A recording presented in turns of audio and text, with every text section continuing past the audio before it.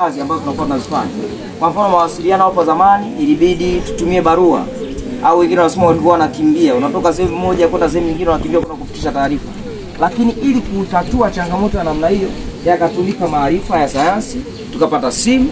Sasa hivi unaweza kuwasiliana na mtu, imetokea emergency, instantly unaweza kumpigia mtu hata kama yuko Dodoma, unampigia tu unamfikisha taarifa. Tunaelewa vizuri?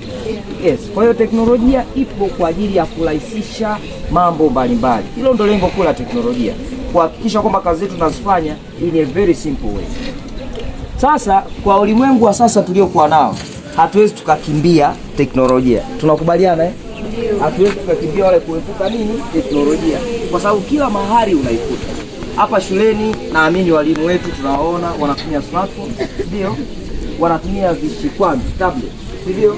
Wanatumia pia computers. Sema computers. Yes, wanatumia kompyuta pia. Naamini na hata huko nyumbani mnatumia hayo. Kwa unakuja kuona teknolojia hauwezi kuikimbia.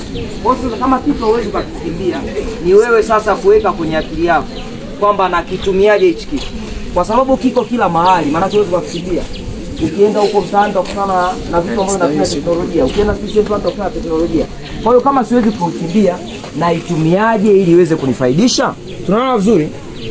Kwa teknolojia ni kitu ambacho either kinatumika vizuri na kukufaidisha kwa sasa na baadaye, au ukikitumia vibaya kikakuletea madhara ya sasa na hata ya baadaye. Tunaelewana vizuri?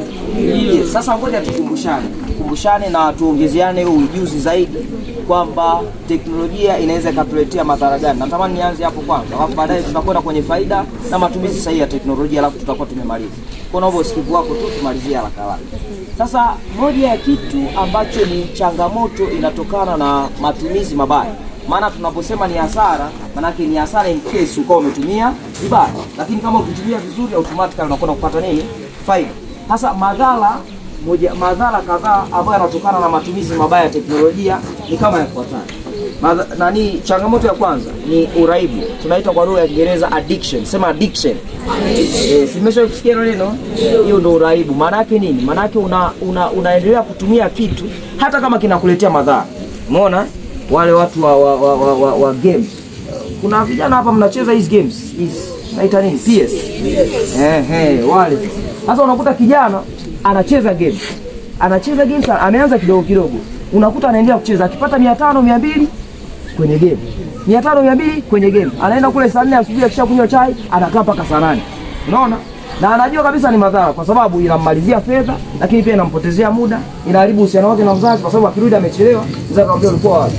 Amempa hela, mzazi ameweka hela sehemu fulani au abaki na change iko wapi? Umeona? Kwa hiyo sasa usipokuwa makini, hizi teknolojia ambazo tunazo hivi leo zinaweza zikakuletea uraibu. Na uraibu mimi nasemaga ni baskeli sio na breki.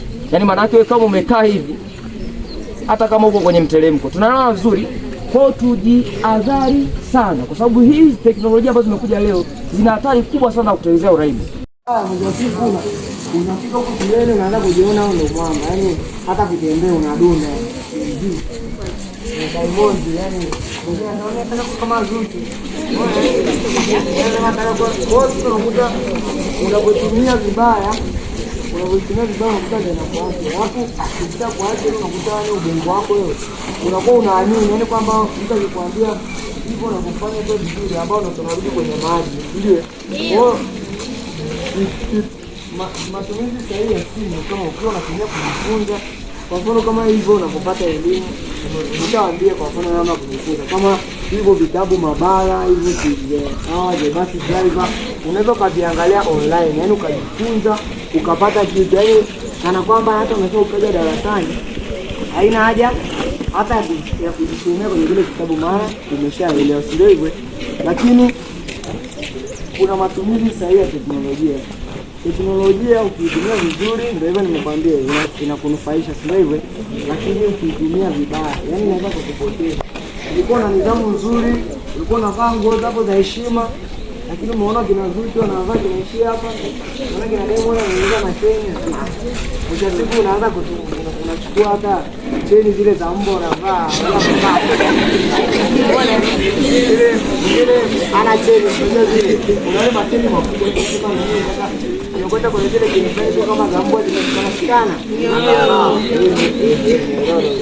Anavaa anasema mimi nataka niwe kama Diamond. Kwa hiyo unakuta ile inafuata, unaona. Ulikuwa unajua vizuri tu. Unataka kumpigia pale kumpo.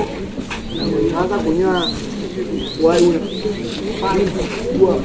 Papa wao mwisho siku unaanza kuingia mara walimu wanakuita kila kama unachapa unajiona umeshakuwa mkubwa, si ndio? Kwa sababu gani?